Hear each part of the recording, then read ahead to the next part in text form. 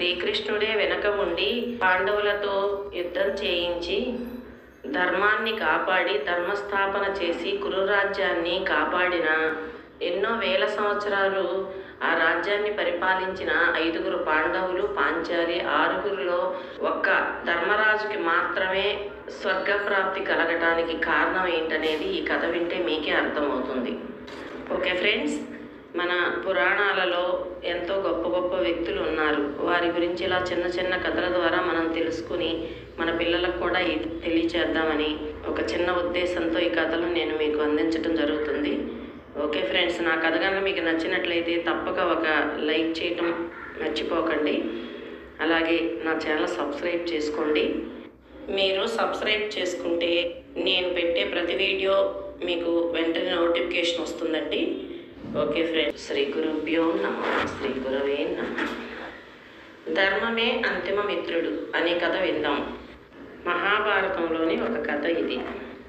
కృష్ణ నిర్యాణం తరువాత ధర్మరాజు పరీక్షిత్తుకు పట్టం కట్టి విరక్తుడై సర్వం త్యజించి సశరీర స్వర్గప్రాప్తికై ఉత్తర దిశగా పయనమయ్యాడు. ఆహార పానీయాలు వదిలి నిర్మోహయై దిక్కులు చూడక ఎక్కడా నిలవక హిమాలయంలో బదిరీనాథం దాటి అవిశ్రాంతంగా ముందుకు సాగిపోతున్నాడు.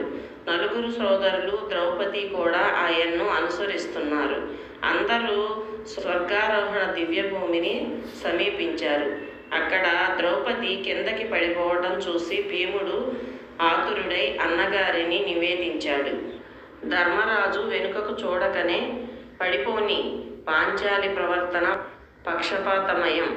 ఆమెకు మన 4 కంటే అర్జునుడి మీదే మక్కువ ఎక్కువ అంటూ నిర్లిప్తంగా ముందుకు నడిచాడు.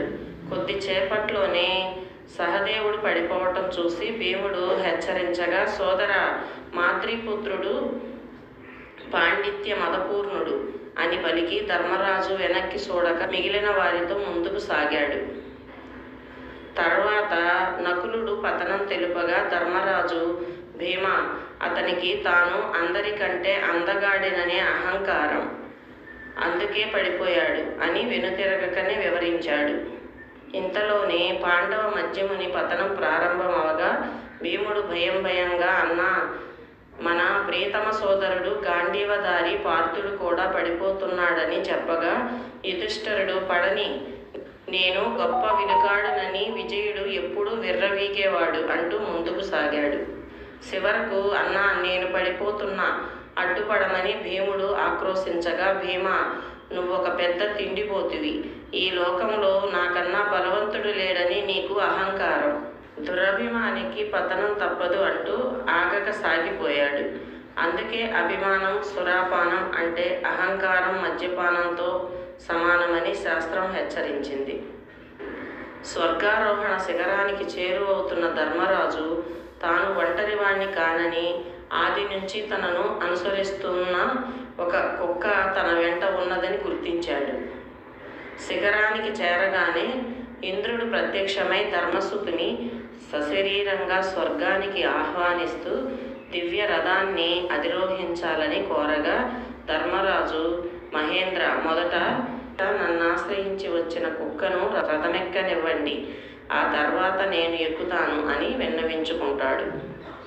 అప్పుడు ఇంద్రుడు, ధర్మరాజా, శునకానికి స్వర్గలోక ప్రవేశార్హత లేదు, కుక్కను పెంచేవారికి స్వర్గంలో స్థానం లేదు, స్వర్గే లోకే స్వతాం నాస్తి దృశ్యం, ఈ క్షుద్రజీవి నన్ను చూడగలగటమే గొప్ప, స్వర్గప్రాప్తి పుణ్యఫలం, ఈ జీవి పుణ్యాత్ముడైతే కుక్కగా ఎందుకు పుడతాడు అన్నాడు. స్వర్గంతో నాకు పని లేదన్నాడు ధర్మరాజు.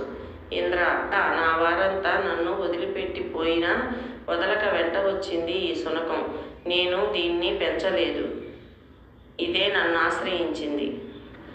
ఆశ్రితుని శరణాగతుని త్యజించటం అధర్మం, నేను నా పుణ్యంలో సగభాగం దీనికి ధారపోస్తున్నా, ఇది నాకు తోడుగా వస్తుంది అన్నాడు ధర్మరాజు. వెంటనే శునక రూపంలో ఉన్న ధర్మదేవత సాక్షాత్కరించి ప్రసన్నుడై ధర్మస్థిరుడైన యుధిష్ఠిరుని ముందు నిలిచి, నాయన, ధర్మ పరీక్షలో నీవు నెగ్గావు, సశరీర స్వర్గప్రాప్తికి అర్హుడయ్యావని ఆశీర్వదించాడు.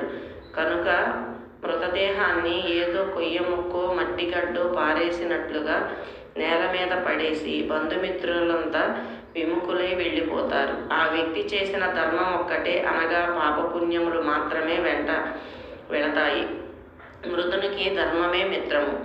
ధనాన్ని భూమి, బీరువాలు, బ్యాంకులలోనూ, పశువుల్ని గొడ్లపాకల్లోనూ, భార్యను ఇంటి గుమ్మంలోనూ, బంధుమిత్రులను శ్మశానంలోనూ, దేహాన్ని సిటి మీదను గోతిలోనూ వేటి జీవుడు పరలోక మార్గంలో పోయేటప్పుడు ధర్మం ఒక్కటే అతని వెంట ఉంటుంది.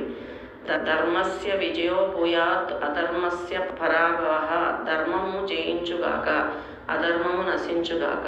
సర్వే జనా సుఖినో భవంతు, లోకా సమస్తా సుఖినో భవంతు.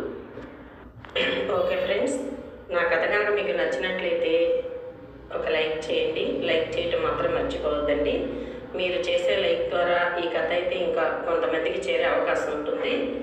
ఓకే ఫ్రెండ్స్, తప్పకుండా లైక్ చేయండి, షేర్ చేయండి, సబ్స్క్రైబ్ చేయండి. మీ అప్డేట్స్ కోసం పక్కనే ఉన్న బెల్ ఐకాన్ని కూడా క్లిక్ చేయండి.